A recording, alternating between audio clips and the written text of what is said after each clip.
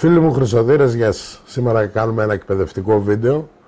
Έχω ένα φίλο μπετεράνο Χρυσοθύρα, πολλά χρόνια που ξεκινήσαμε με τα ίδια μηχανήματα, εδώ και πολλά χρόνια. Από εδώ ο Περικλής, ένα καλό ψαχτήρι, θα μιλήσει για τις εμπειρίες του, για αυτό που έζησε, γιατί του αρέσει αυτό το χόμπι. Περικλή μου, σ' ακούνε, εκεί στην κάμερα θα κοιτάς, σε γράφει. Ναι, ήθελα να ευχαριστήσω τον Γιώργο και όλο τον κόσμο που μας βλέπει, να του ευχηθώ χρόνια πολλά, καλή χρονιά και υγεία. Τώρα τον Γιώργο μ' άρεσε ο τρόπος και ο χώρος που επιδεικνύει τα μηχανήματα τα οποία έχει και τον επέλεξα γιατί δείχνει και είναι αυτόχθονος. Δηλαδή ο άνθρωπος είναι αυτοδημιούργηθος και με αυτά που λέει και δείχνει εμπράκτος αποδεικνύεται ότι είναι ένα πολύ καλό μαγαζί. Με ξέρουν, δεν θέλω εγώ πολύ διαφήμιση. Τι θέλω εγώ από σένα, Περικλή μου? Ας εγώ τον κόσμο και με αγαπάει και τον αγαπάω και αυτοί που δεν με αγαπάνε θα με αγαπήσουν γιατί λέω αλήθειες. Τι θέλω να μάθω εγώ από σένα? Για πες μου ρε Περικλή, πώς έφερες το πρώτο μηχάνημα από την Αμερική? Το πρώτο μηχάνημα έγινε κατόπι μεγάλης αναψάξιμο και αυτό και σκάψιμο και πώς το απόκτησες, πώς το έφερες? Και αποφάσισα εκεί που σκάβουμε άστοχα χωρίς να έχουμε ενδείξεις από μια πληροφορία, αποφάσισα και πήρα αυτό το μηχάνημα. Α, ήσουν σκαπανέας πρώτα, έσκαβες? Ναι, σκάβαμε συνέχεια. Και πώς σου ήρθε έτσι να φέρεις το μηχάνημα από την Αμερική? Δεν σκάβαμε χωρίς να έχουμε αποδείξεις. Εκεί που ψάχνουμε είχαμε μόνο πληροφορία. Δεν μπορούσαμε να... Μετά το σκάψιμο βλέπαμε ότι δεν είχαμε αποτέλεσμα. Ναι, γιατί δεν είχατε ένα μηχάνημα να σας βοηθήσει. Ένα μηχάνημα. Λογικό είναι αυτό. Πώς το έφερες από την Αμερική, για πες μου? Το μηχάνημα αυτό ενός εισηγήθηκε ένας φίλος και το οποίο μου το έφερε από την Αμερική μέσω Γερμανίας, γιατί τότε αυτά τα μηχανήματα απευθείας απαγορευόταν να έρθουν στην Ελλάδα, ενώ πηγαίνανε στην Γερμανία και μέσω Αμερικής, Γερμανίας ήρθε στα χέρια μου, και το οποίο ας πούμε προσπαθούσα και το χρησιμοποιούσα και είχα αποτελέσματα στο να μην σκάβω. Έβρισκες ένα αντικείμενο. Ναι. Τώρα, πόσα λεφτά το πήρατε, ξέρετε? Το μηχάνημα αυτό το πήρα γύρω στις 600.000 δραχμές. Πρωτού πόσα χρόνια? Πριν 35-40 χρόνια. Κοιτάξτε, θέλω να πω, περνάω ένα μήνυμα. Πρωτού 40 χρόνια 600.000 δραχμές ήταν πάρα πολλά λεφτά για τα μηχανήματα, ήταν πανάκριβα, γιατί δύσκολα μπορούσες να τα αποκτήσεις, τα καλά τα μηχανήματα. Ένα από τα μηχανήματα που έφερε, τι μάρκα είναι, πες να, τώρα έχει κλείσει είναι από τη μάρκα. Είναι το Spectrum, το Excel. Της White. Της White. Ένα παρόμοιο μηχάνημα είναι αυτό εδώ πέρα που είναι το δικό μου, ο αητός. Εσύ έχεις φέρει το άλλο, είναι πιο καινούριο μοντέλο το δικό σου από το δικό μου. Όπως είναι αυτά τα μηχανήματα, κάποια μηχανήματα κάναν πάρα πολλά λεφτά γιατί για τα χρόνια εκείνα. 600.000 έπαιρνες ένα διαμέρισμα πρωτού 40 χρόνια. Έτσι. Τι δουλειά κάνατε και είχατε λεφτά? Η δουλειά μου ήταν πολυδιάστατες. Δηλαδή ήμουνα μηχανικός, ήμουνα οικοδόμος, ήμουνα χαμάλης, ήμουνα ναυτικός. Ήσουν ταλέντο μεγάλο μέσα στη ζωή. Ναι, δεν άφηνα ποτέ να μου ξεφύγει μερομίσθιο. Μεροκάματο δεν έχανα. Και όταν δεν έβρισκα στα είδη με αυτά τα επαγγέλματα, πήγαινα χαμάλη στο λιμάνι της Θεσσαλονίκης. Και κουβαλούσαμε και σακιά, τσιμέντα, αλεύρια. Πόσο χρονών είστε? Είμαι 74 χρονών. Να γίνετε 200. Όλος ο κόσμος και η υγεία. Και η υγεία. Οικογένεια, παιδιά, γυναίκα. Οικογένεια, είμαι πατρημένος 44-5 χρόνια. Με την ίδια γυναίκα? Με την ίδια γυναίκα. Και πόσα παιδιά έκανες? Γιατί στα 5 χρόνια αλλάζουν 2. Εσύ 45 και κράτησες την ίδια. Βρήκες την καλύτερη, φαίνεται. Έτσι. Η γυναίκα μου στάθηκε δίπλα μου σε όλες μου τις δυσκολίες και σε όλα μου τα προβλήματα που αντιμετώπιζα. Πόσα παιδιά κάνατε? Έκανα 2 παιδιά, ένα αγόρι, ο οποίος ήταν ηλεκτρονικός. Πού ζει αυτός? Που είναι παντρεμένος στη Γερμανία με Ελληνίδα και έχω και μια αγωνία από αυτόν 2 χρονών. Όλο χαρά είσαι τώρα. Τρελαμένος. Το άλλο το παιδί σου? Και η κόρη. Κόρη. Ναι, ένας γιος και μια κόρη. Η δεύτερη κόρη είναι καθηγήτρια στην Αγγλία, στο Μπέρμιγχαμ, την πόλη, και στο Άστον University. Αυτή ήταν επίλεκτη μαθήσεως και την πήρανε με διδακτορικά και με υποτροφίες όλα, και Τώρα μας βλέπουνε. Πόσα παιδιά έχει η κόρη σου? Η κόρη μου είναι απλώς αραβωνιασμένη. Άντε να αποκτήσουν. Πώς?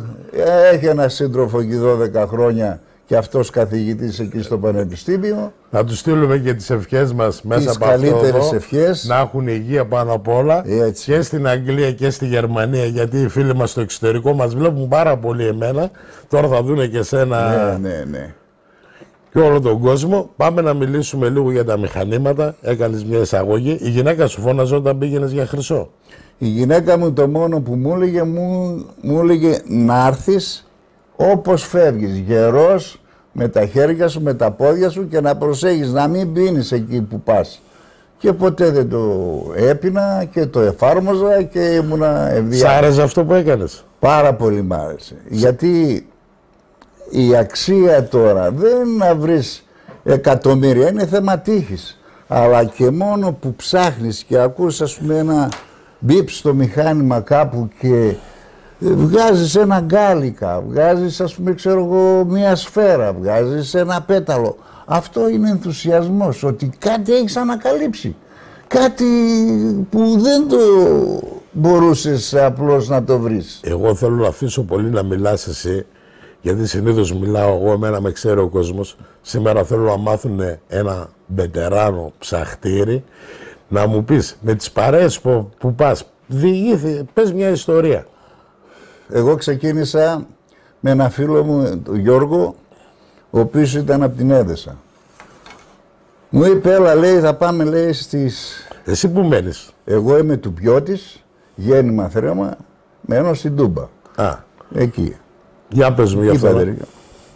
Ο Γιώργος με ξεκίνησε το ερέθισμα αυτό, ήρθαμε στην Έδεσα, πήγαμε στη σκιά του το σπίτι, το σκάψαμε, μετά ξανά πάλι τον παζώσαμε και τα ίδια. Μετά από καμιά εβδομάδα με πήγε στη Φλαμουριά, μετά από εκεί πάλι σιγά σιγά με έβαλε σιγά σιγά. Είχες το μηχάνημα τότε? Όχι. Δεν είχες μηχάνημα? Όχι, δεν είχα. Σκαπανέας. Και εγώ και αυτός σκάβαμε. Μετά με πήγε στη Τζένα επάνω στο βουνό στη Χαράδρα εκεί μέσα. Πάλι ξεκινήσαμε 4 άτομα και μαζευτήκαμε 20. Και εκεί απλώς βρήκαμε 2 σημάδια. Τα σημάδια που είχαμε βρει στη Τζένα ήταν 2 σπαθιά αντικριστά επάνω σε ένα κατακόρυφο βράχο. Το ένα σπαθί είχε 7 βούλες και το άλλο είχε 5. Όταν είχαμε πάει εκεί, ο τόπος ήταν κατασκαμμένος. Είχαν πάει άλλοι πιο νωρίς από εσάς? Ναι, πήγανε πάρα πολύ πιο εκεί. Και έτσι ξαφνικά μου μπήκε η ιδέα να πάρω ένα μηχάνημα. Μόλις το πήρες το μηχάνημα? Μόλις το πήρα το μηχάνημα, ξαφνικά εκεί που ήμασταν 2 άτομα, 3, μαθεύτηκε παντού ότι εγώ έχω ένα τέτοιο μηχάνημα.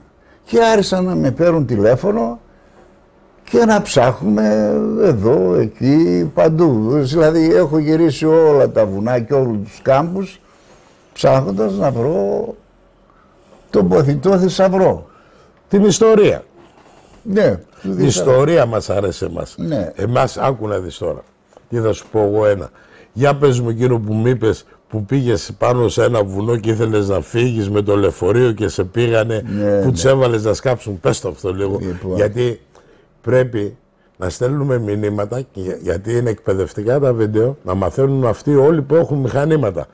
Πες αυτή την εμπειρία σου. Είχα ένα φίλο, ο οποίος με έπαιρνε, με πήγαινε στο Παρανέστη, με πήγαινε στην Ξάνθη, με πήγαινε εδώ και με το μηχάνημα με ψάχναμε. Αλλά αυτοί το χέρι στην τσέπη δεν το βάζανε.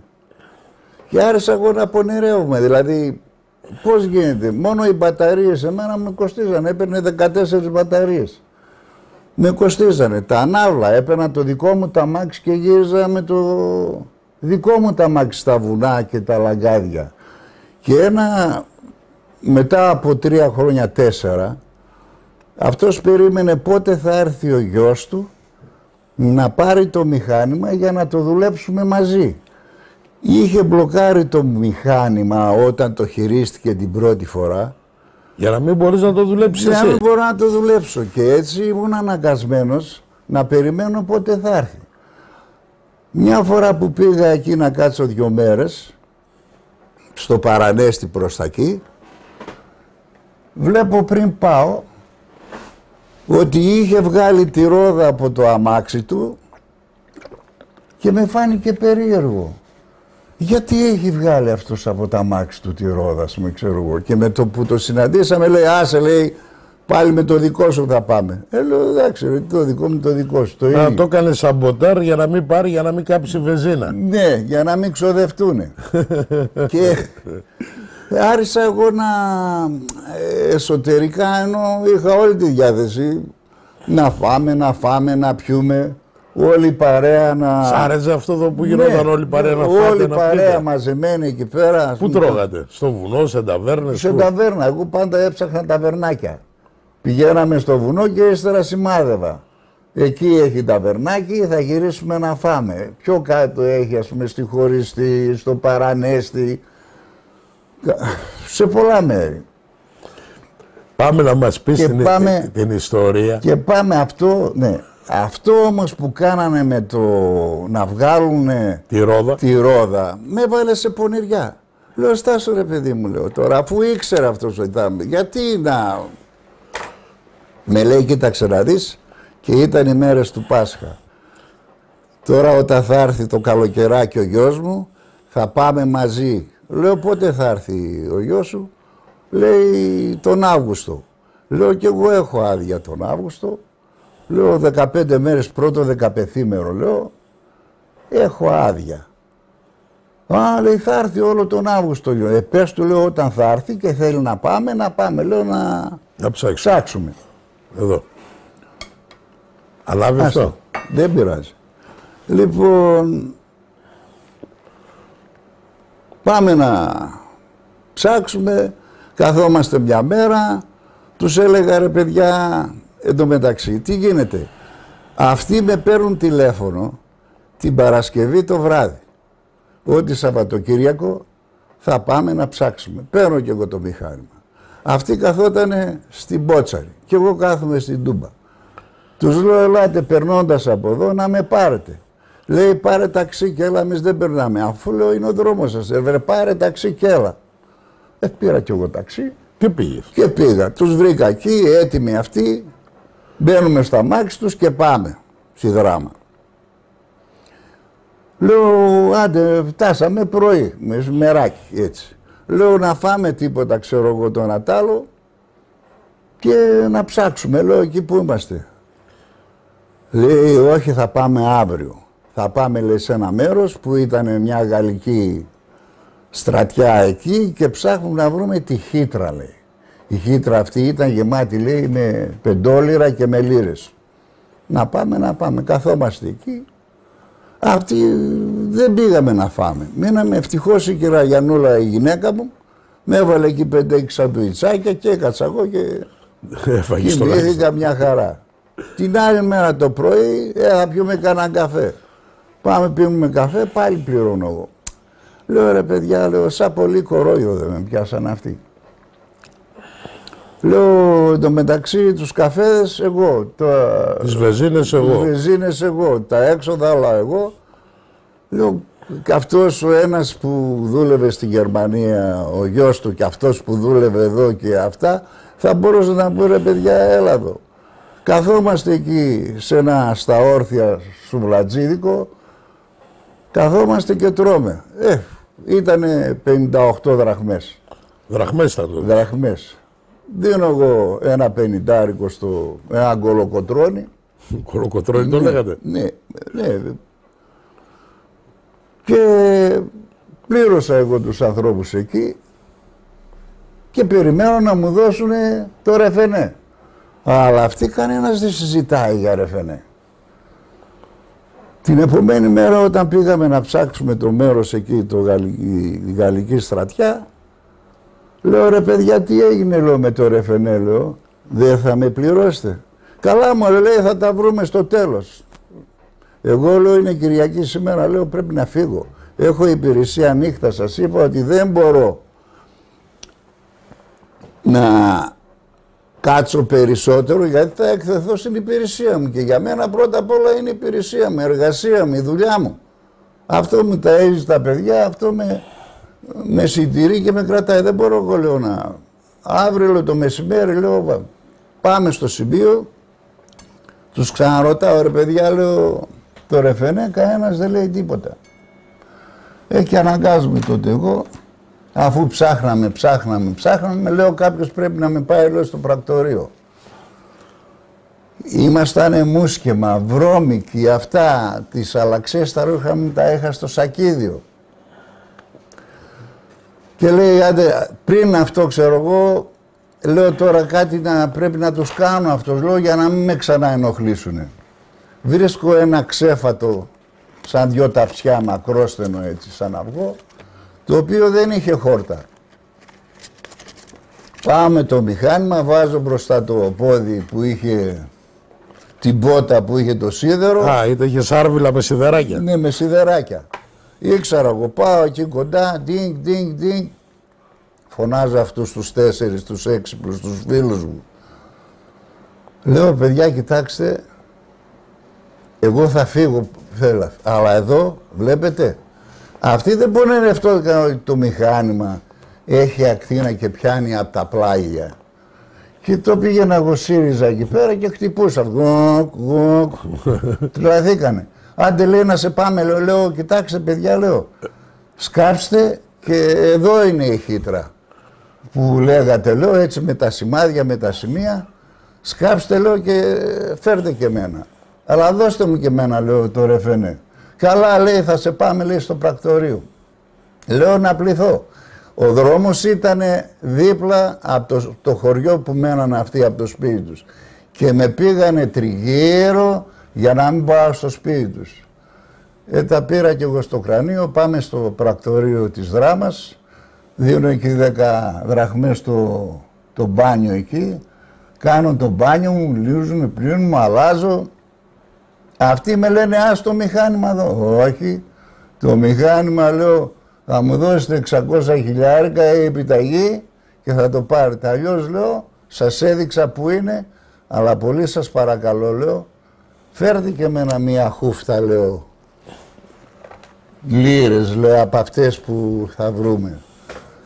Λέω τι έγινε με το ρεφενό, βγάζουν εγώ ένα 50, βγάλαν αυτοί 5 20 δραχμές, ναι, 20 δραχμές που δώσανε εκεί. Λέω καλά, λέω, εντάξει. Λέω μην ξεχάσετε, λέω, σκάψτε, λέω, και από κάτω είναι, λέω, οι λίρες. Σοβαρά, ντύθηκα, πήρα και την τσάντα με το μηχάνημα, το αστικό και ήρθα. Ο συνάδελφος, ενώ βλεπόμασταν κάθε μέρα 2-3 ώρες την ημέρα ήμασταν μαζί, δεν με μίλαγε, δεν ανταποκρινότανε. Ούτε κι εγώ το μίλαγα. Λέω, αυτός, λέω, φαίνεται πήγε και έσκαψε. Φαίνεται, λέω, πήγε και έσκαψε και έφαγε την παπάρα. Αλλά δεν μιλάω. Γιατί, συνάδελφοι, είμαστε σε ένα χώρο, δουλεύουμε, δεν ήθελα να οξύνω θέματα και συζητήσεις. Οπότε, πέρασαν 5-6 μήνες και μία συναδέρφισσα από δίπλα που δούλευε, βγήκαμε έξω, σχολάσαμε και βγήκαμε να φύγουμε. Λέει η αστειευόμενη η Ελενίτσα, καλά ρε Περικλή, λέει, 6 μήνες τώρα, 5 λέει, δεν μιλάτε, λέει, εσείς ήσασταν, λέει, κόλος και βρακί και κάθε μέρα και να τυρόπιτες και να πορτοκαλάδες και να καφέδες και το ένα και τ' άλλο. Εγώ πάλι δεν μιλάω. Οπότε τσατίζεται αυτός, Και μου λέει, το μαλάκα με το μηχάνημά του μας έβελε και σκάβζαμε όλη τη νύχτα και εκείνο το χώμα ήταν σκληρό. Πριστήκαν τα χέρια τα δικά μου, πριστήκαν. Το είπε έτσι δημόσια, ήμασταν καμιά 15 υπάλληλοι εκεί. Γυρνάει και το καλά να πάθεις ρε, οι πούστιδες πουστιά θέλουνε. Άντε λέω και go fuck. Και δεν με ξαναμιλήσεις του λέω. Με έβαζες λέω και πλήρωνα λέω και να βεζίνες και να φαγητά και να το ένα και όλο χαρά. Και πόσα άτομα έγιναν εκεί στο μέρος? Το μέρος ξεκινήσαμε από 4 γίνανε 16. 16 άτομα. Ο ένας είπε το φίλο του και ο άλλος είπε το φίλο του και μαζεύτηκε εκεί μια ολόκληρη. Αυτά τα βίντεο τα έχω κάνει εγώ, τα έχω πει. Ναι. Και θέλω και άλλους να πούνε τα ίδια, γιατί νομίζουν ότι κατεβάζει το μυαλό μου ιδέες και τους λέω. Εγώ θέλω να στείλω μηνύματα, έτσι. Γιατί ξεκινάμε 2 άτομα, 3 και γινόμαστε 13. Το έχει ζήσει αυτό. Το έχω ζήσει σε πολλές υποθέσεις. Κοιτάξτε, δείτε. Το μηχάνημα όντως το πήρε 600.000. Εγώ το μηχάνημα που έφερα το δικό μου αυτό εδώ είχε 680.000 προτού 35-40 χρόνια. 40 χρόνια. 680.000 το έφερα από την Αμερική σε 3 κομμάτια. Θα φέρουμε αυτό, θα φέρουμε εκείνο. Τώρα αυτό το μηχάνημα με την τεχνολογία και την τεχνοδοσία που έχει το Simplex, αυτό εδώ το μικρό, που κάνει ούτε 100.000 δραχμές, 350 ευρώ, είναι 100 φορές ανώτερο από αυτά που έχουμε. Γιατί τα παλιά μηχανήματα είχαν μια βελόνα και είχαν κάποια νούμερα ψηφιακά, τα οποία δεν είχαν το μεγαλύτερο βάθος. Μ' ακούς αυτά που λέω? Βέβαια, τι. Έχω πει πάρα πολλούς ότι τα μηχανήματα χτυπάνε με τα λεύματα στο έδαφος. Παλιά χτυπούσαν τα μηχανήματα, να σας εξηγήσω πώς. Υπάρχουν οι ρίζες από τα δέντρα που χτυπάνε τα μηχανήματα. Τι χτυπάνε? Το δέντρο είναι ζωντανός οργανισμός, όπως και η γη.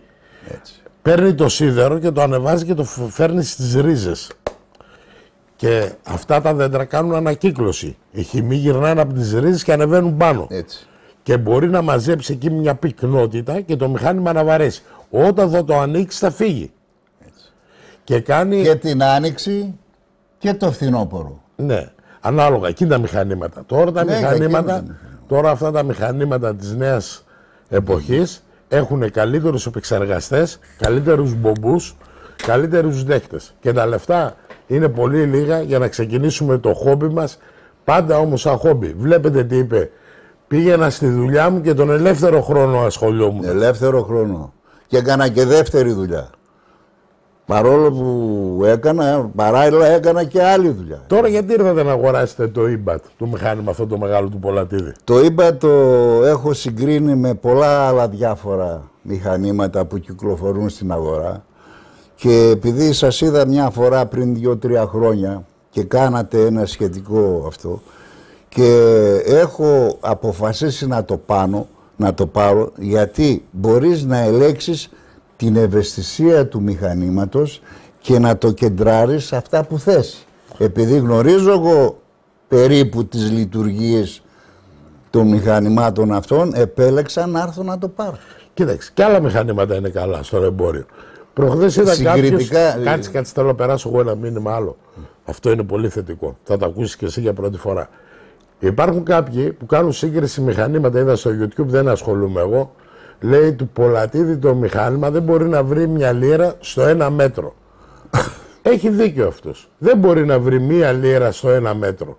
Μπορεί να τη βρει όμως 40 πόντους. Αν όμως βάλουν μια κάσα στο 1 μέτρο με λίρες και στο 1,5 και στα 2 θα τη βρει του Πολατίδη το μηχάνημα.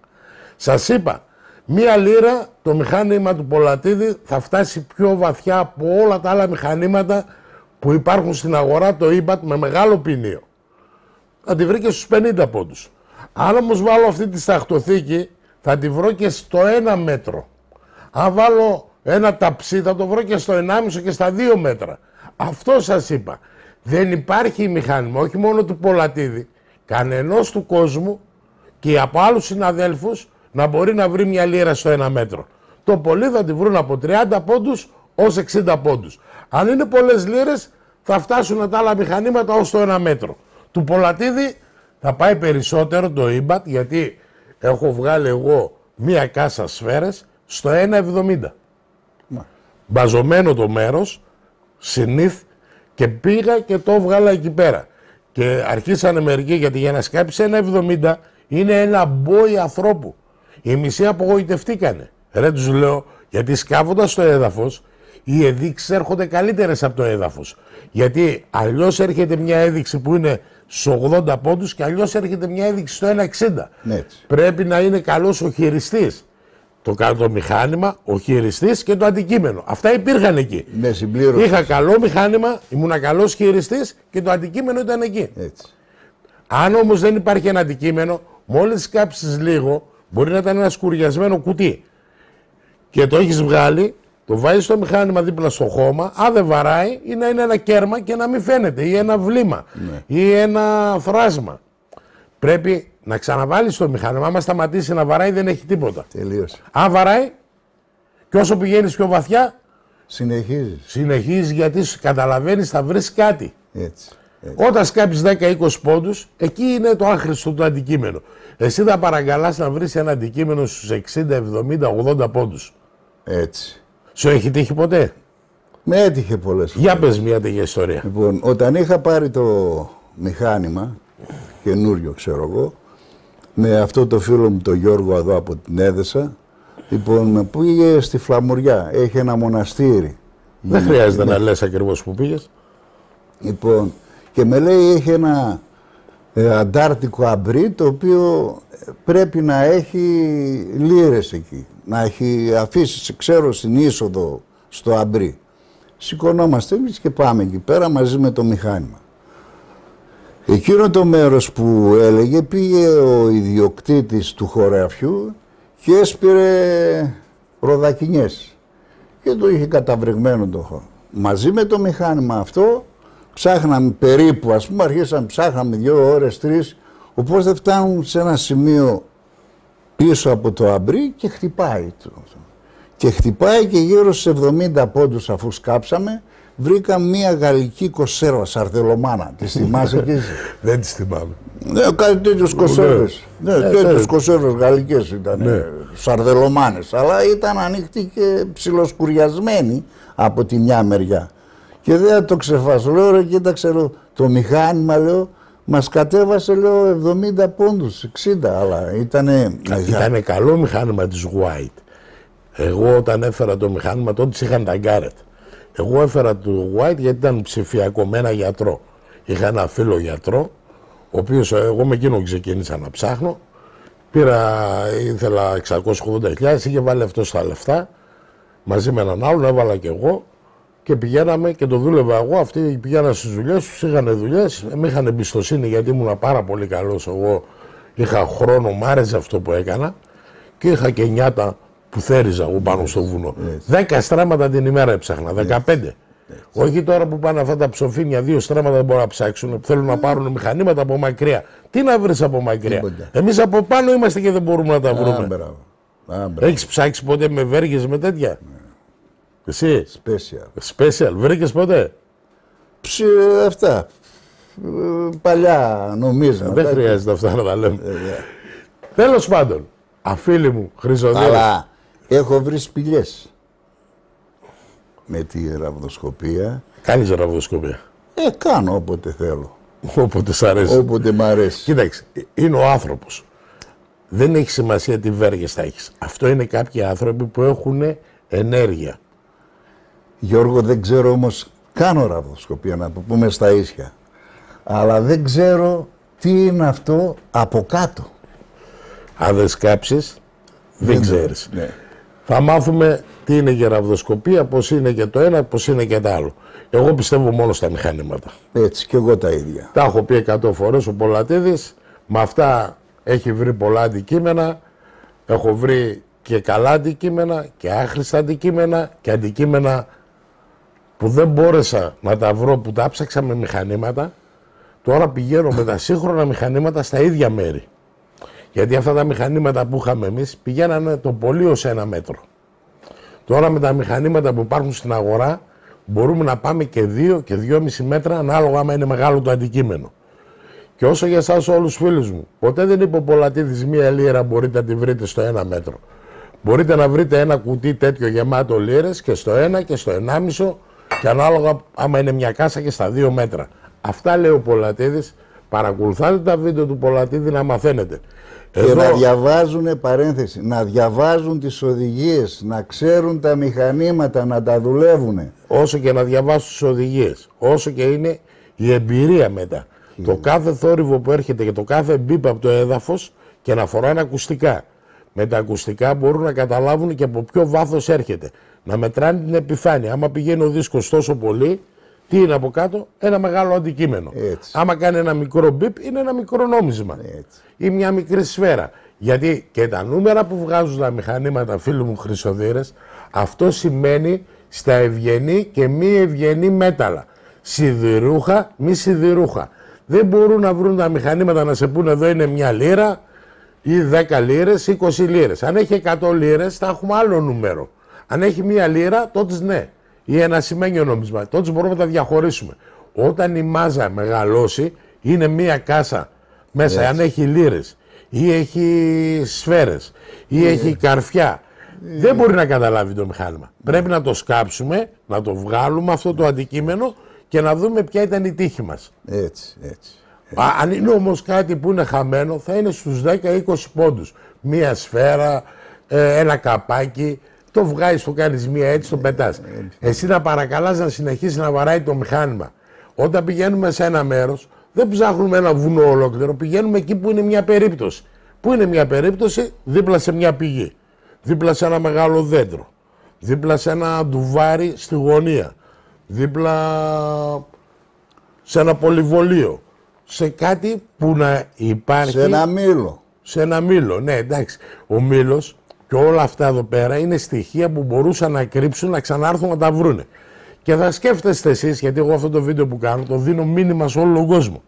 Πώς θα τα κρύβατε εσείς σε εκείνο το μέρος που θα ήσασταν?